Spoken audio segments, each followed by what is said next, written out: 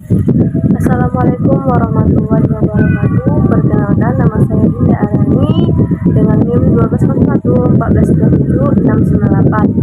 Pojita di CPS kelas 6 Lokal A dengan dosen pengampu Bapak Nurdiansah MPD dan ujian tengah semester dengan mata kuliah Sejarah Dunia. Baik, di sini saya akan menjawab pertanyaan dari UTS, yaitu ada 7 pertanyaan. Pertanyaan pertama yaitu, coba saudara uraikan bagaimana latar belakang munculnya masa Renaissance di Eropa dan sebutkan tokoh-tokoh yang berpengaruh di saat itu dan hasil pemikirannya. Awal mula abad Renaissance, yaitu abad pembaharuan dan juga zaman peralihan budaya, abad tengah hingga ke modern di benua Eropa. Teori yang mendukung awal mula abad 14 ialah migrasi dari para cendekiawan Yunani atau Konstantinopel hingga Eropa, lalu cendekiawan menyulut budaya pada abad 15 pada masa Romawi kuno, dan di abad ini juga Romawi Timur sudah jauh dari abad kejayaannya, yaitu karena dari perang saudara, wabah penyakit dan kesalahan kekuasaan hingga membuat Romawi Timur lemah pada abad pertengahan. Tahun 1204 Masehi, datanglah perang salib dengan jasa Republik Venesia untuk menjalankan misinya dengan misi dari Enrico dan Dalo untuk mengarahkan Konstantinopel. Pada tahun 1453, kota tersebut jatuh ke tangan Mahmud sang penakluk. Dampak migrasi para cendekiawan Yunani ke berbagai negara di Eropa dan membawa ilmu-ilmuwan klasik setelah jatuhnya Romawi Barat ke keluarnya barisan ilmu pengetahuannya yang muncul ilmu pengetahuan di Eropa dan bidang filsafat, politik, dan linguistik dan lain-lain.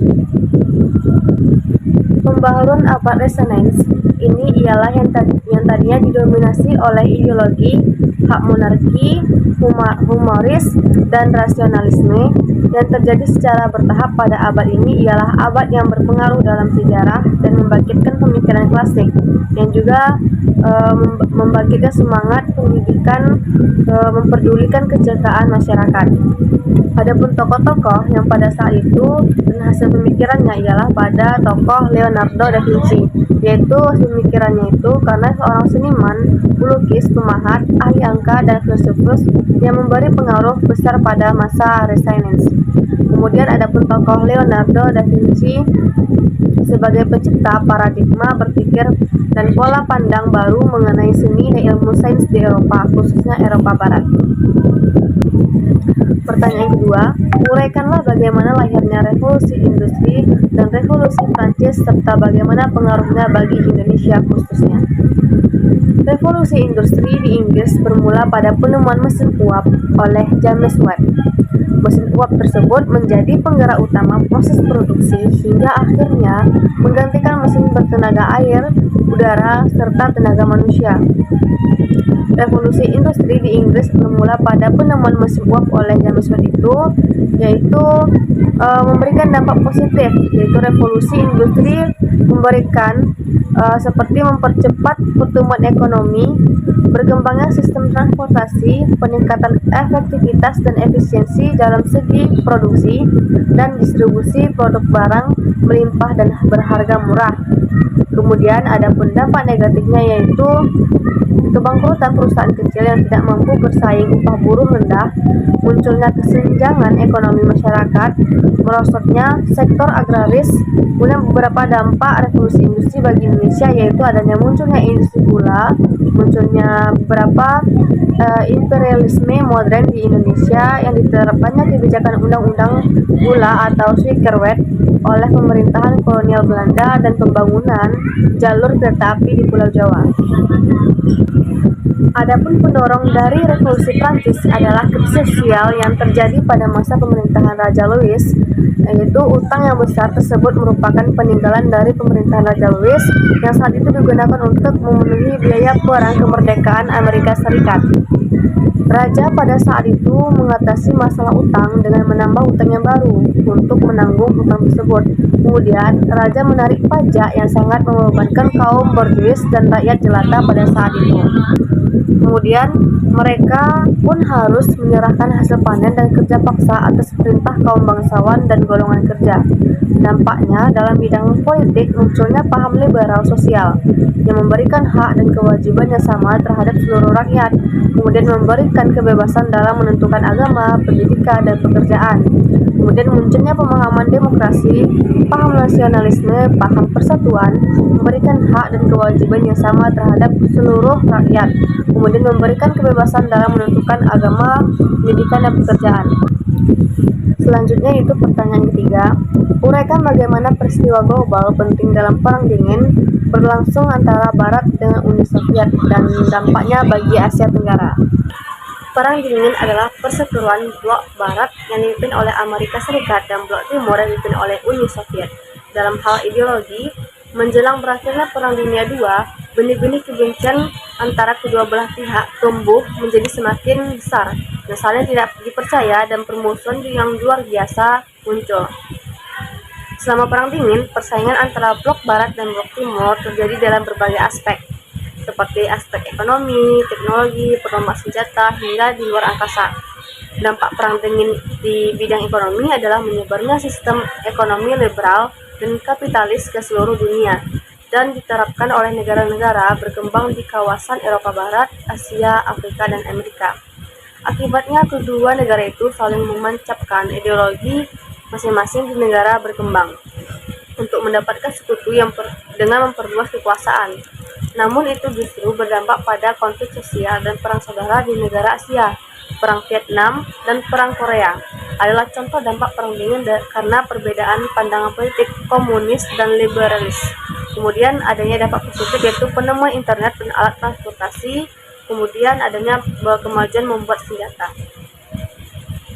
Soal keempat yaitu peristiwa penting pada saat Perang Dingin, yaitu yang pertama ada Perang Saudara Yunani, yaitu penyebabnya yaitu memanasnya hubungan antara Uni Soviet dengan Amerika Serikat karena adanya perbedaan ideologi yang sangat kontras, di mana Amerika Serikat menganut paham kapitalisme sedangkan Uni Soviet mengandung aliran komunisme. Perang saudara ini sudah dimulai sejak tahun 1942 sampai 1943 yang muncul berbagai macam kelompok berbeda sebagai salah satu bentuk perlawanan afiliasi politik di dalam negeri. Salah satunya adalah Front Pembebasan Nasional yang dipimpin oleh Partai Komunis. Kemudian pada tahap pertama di musim gugur menghasilkan pembentukan pemerintahan persatuan nasional yang meliputi 6 menteri EAM. Yaitu pada tahap kedua pada tahun 1944. Pada tahap kedua yaitu terjadi pada tahun 1944 yang menghasilkan pasukan EAM menguasai sebagian wilayah Yunani tetapi berhasil dikalahkan oleh fraksi kanan. Yang ketiga adalah puncak dari peperangan sehingga dimenangkan oleh fraksi kanan yang didukung oleh Amerika Serikat dan menghasilkan bergabungnya Yunani dengan NATO. Kemudian adanya Perang Saudara Tiongkok. Perang Saudara Tiongkok ini terjadi pada masa Perang Dingin, yaitu komunis Cina menyebabkan perang saudara ini berlangsung agak lama, pada tahun 1927 sampai 1950, yang mendukung pemerintahan Republik Tiongkok pimpinan Kuomintang dan pasukan loyal terhadap Partai Komunis. Dan adanya muncul berdirinya momen RRC, hasil lainnya yang dicapai adalah pembentukan Republik Tiongkok di Taiwan. Kemudian pemerintah ini mengklaim sebagai pemerintahan yang sah di Tiongkok. Hingga saat ini tidak ada perjanjian damai secara resmi diumumkan bagaimana kapan berakhirnya perang saudara di Tiongkok. Kemudian ada pembangunan tembok Berlin. Pembangunan tembok Berlin ini terletak di Jerman. Terdapat sebuah tembok yang memisahkan antara Berlin Barat dengan Berlin Timur.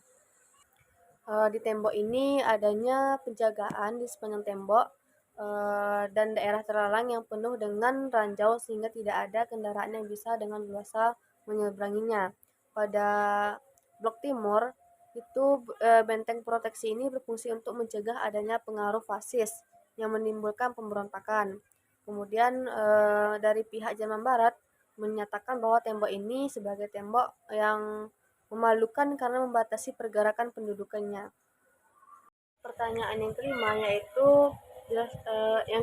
yaitu uraikan kondisi kawasan Asia Tenggara setelah Perang Dunia II, yaitu setelah berakhirnya Perang Dunia II itu membawa angin segar bagi negara-negara yang mengalami krisis pada masa perang tersebut.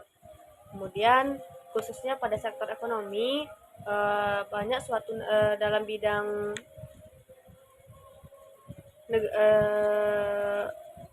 bidang ekonomi banyak negara-negara yang mengalami kerugian akibat perang dingin yang berkecamuk. Kemudian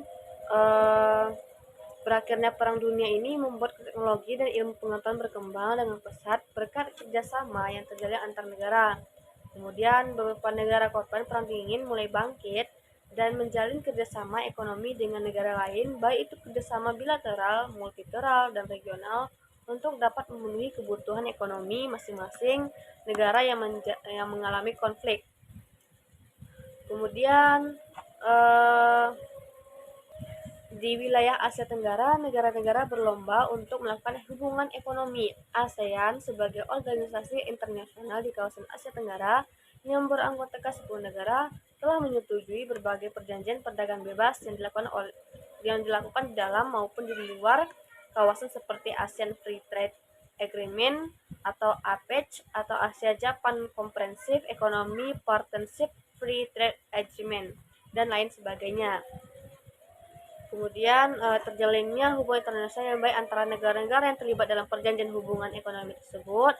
Kemudian bertujuan untuk mencapai kepentingan ekonomi kawasan, salah satunya untuk menghapus hambatan tarif dan non-tarif pada perdagangan internasional. Pertanyaan ke-6 yaitu coba saudara jelaskan latar belakang terbaginya negara Jerman Barat dengan Jerman Timur dan bagaimana proses penyatuannya kembali. Baik, sini saya akan menjelaskan latar belakang terbaginya Jerman Barat dan Jerman Timur, yaitu peristiwa negara Jerman terbagi dua itu terjadi karena berdirinya tembok Berlin sejak 13 Agustus 1961 sebagai pemisah kota Berlin menjadi Berlin Barat dan Berlin Timur. Kemudian tembok ini dibangun oleh pimpinan komunis Jerman Timur Walter atas izin dari pimpinan Uni Soviet untuk membedakan antara Jerman yang dikendalikan Uni Soviet dan Jerman yang di bawah kendali negara-negara Barat. Tembok Berlin ini merupakan simbol terpisah negara Jerman berawal sejak Perang Dunia Kedua, yakni dimulai era Perang Dingin. Jerman dibagi menjadi wilayah pendudukan atau okupasi Uni Soviet, Amerika Serikat, Inggris, dan Prancis. Kemudian Uni Soviet mengambil wilayah alih Berlin Timur, sedangkan negara-negara Barat di bagian Berlin Barat. Kemudian penyatuan negara Jerman hingga menjadi negara yang berdaulat, yaitu penyatuan atau unifikasi Jerman diawali dengan stagnan perkembangan ekonomi di Eropa Timur yang kemudian mendorong rakyat Jerman Timur, terutama yang berada di Berlin, untuk berusaha menyeberang ke Jerman Barat. Kemudian pidato Presiden Amerika Serikat pada tahun 1987 yang meminta kerjasama dari Gorbachev untuk membuka batas-batas pemisah belahan Eropa Barat dan Timur juga kian mendukung proses unifikasi tersebut. Terlebih dari setelah Presiden Amerika Serikat mendukung lewat kebijakan Glasnost dan Perestroika yang memicu gelombang penolakan komunisme di beberapa negara Eropa Timur seperti Hungaria, Polandia, dan Cekoslovakia. Akhirnya, setelah kian banyak rakyat yang pindah ke Jerman Barat lewat pembatasan Hungaria, perundingan penyatuan pun dilakukan dengan unifikasi berhasil diwujudkannya pada tahun 1990. Pertanyaan ke-7 yaitu gerakan yang ada di gerakan nasionalisme di negara Asia dan Afrika dan tokoh-tokohnya pada kala itu. Yang pertama itu ada gerakan nasionalisme Jepang. Nah, Jepang itu pada zaman modernisasi pemerintahan Kaisar Meiji, kemudian kekuatan militer ini mulai diperhitungkan oleh bangsa-bangsa Barat untuk membuktikan kekuatan militer Jepang yang menyerang Korea dan mendapatkan kemenangan. Kemudian Jepang melanjutkan ekspansi ke Manchuria. Dalam penyerangan ke Manchuria inilah Jepang berhadapan dengan Rusia dan menang. Kemenangan Jepang atas Rusia ini berdampak luas ke Asia. Kemudian ada pun pergerakan kebangsaan India. Untuk menghadapi penjajahan Inggris, kaum rakyat India ini membentuk sebuah organisasi, yaitu All India National Congress yang dipimpin oleh Mahatma Gandhi sebagai berikut, yaitu pertama itu ada Ahimsa, merupakan gerakan anti perperangan. Hartal merupakan gerakan tidak berbuat apapun walaupun mereka tetap masuk kantor atau pabrik. Kemudian ada Satyagraha, merupakan gerakan untuk tidak bekerja dengan Inggris. Kemudian yang keempat itu ada Swadeshi, merupakan gerakan untuk memakai barang-barang buatan negeri sendiri. Kemudian ada yang ketiga, ada pun gerakan kebangsaan Filipina, yaitu untuk mengusir penjajahan bangsa Spanyol dari Filipina. Kemudian ada pun gerakan nasionalisme Cina, yaitu gerakan nasionalisme Cina ini mendirikan Partai Nasional Cina atau Kuomintang pada tahun 1912 dan perjuangan Sun Yat-sen-nya adalah sebagai berikut, yaitu Republik Cina adalah satu negara nasionalis Cina. Kemudian pemerintahan Cina disusun berdasarkan demokrasi atau kedaulatan di tangan rakyat. Kemudian pemerintahan Cina mengutamakan kesejahteraan rakyat atau sosialisme. Kemudian adapun tokoh gagasan dari gerakan nasionalisme Asia Afrika ini ada 5, yaitu ada Ali Sastromijoyo dari Indonesia, kemudian ada Sir John Kotelawala dari Sri Lanka, Muhammad Ali dari Pakistan, Jawaharlal Nehru dari India, dan UNU itu dari Myanmar. Sekian jawaban UTS dari saya. Apabila saya ada kesalahan, saya mohon maaf. Saya akhiri, wabillahi taufiq wal hidayah. Wassalamualaikum warahmatullahi wabarakatuh.